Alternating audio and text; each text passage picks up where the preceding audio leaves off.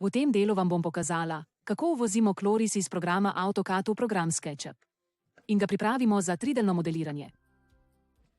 Zelo pogosto v arhitekturi začnemo od ket načrtov in zato je pomembno, da znamo pravilno prenesti risbo v SketchUp, da bodo vse dimenzije in črte ustrezale dejanski meri. Prav tako v tem videu začnemo delati projekt objekta, kjer se bomo naučili nekaj novih ukazov in izpopolnili že predelane. Zdaj vidimo projekt, na katerem bomo delali. In preden sploh uvozimo AutoCAD v SketchUp, je prva stvar, ki jo moramo narediti v AutoCAD-u, da očistimo risbo.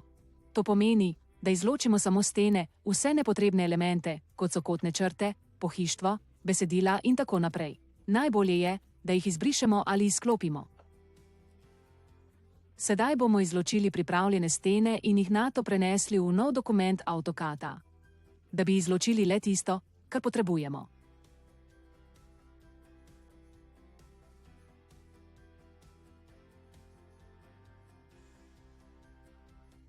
Izbrisali bomo naslove in okvir ter shranili datoteko z zidovi na delovno površino.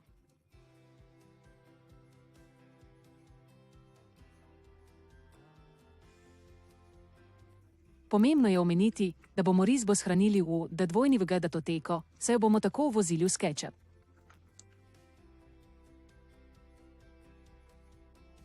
Ko imamo pripravljene samo stene, v SketchUpu gremo na file, nato pa import.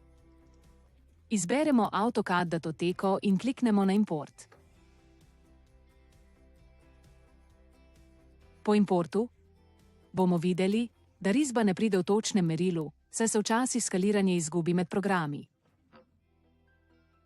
Vrnili se bomo na AutoCAD file in na risbi bomo izbrali eno dimenzijo, po kateri se bomo vodili. V tem primeru vidimo, da je zunanja stena na risbi 30 cm.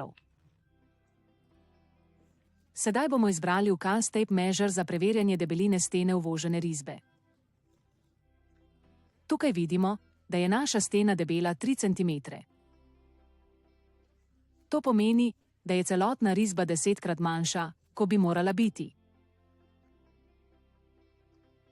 Zdaj bomo našo risbo selekcionirali in izbrali ukaz Scale. Nato bomo izbrali os, po kateri želimo, da se naš objekt poveča. In potem bomo na tipkovnici vpisali številko 10, ker je bila naša risba uvožena 10krat manjša.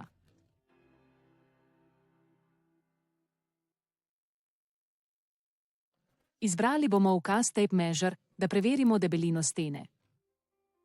Zdaj vidimo, da je stena 30 cm, kar dejansko potrebujemo. Ko je kloris pravilno izmerjen, preidemo na pripravo za 3D modeliranje. Risba je običajno uvožena kot skupina ali komponenta. Ko kliknemo na risbo, vidimo, da so vse stene pod eno selekcijo. Nato gremo na desni klik in ukaz Explode.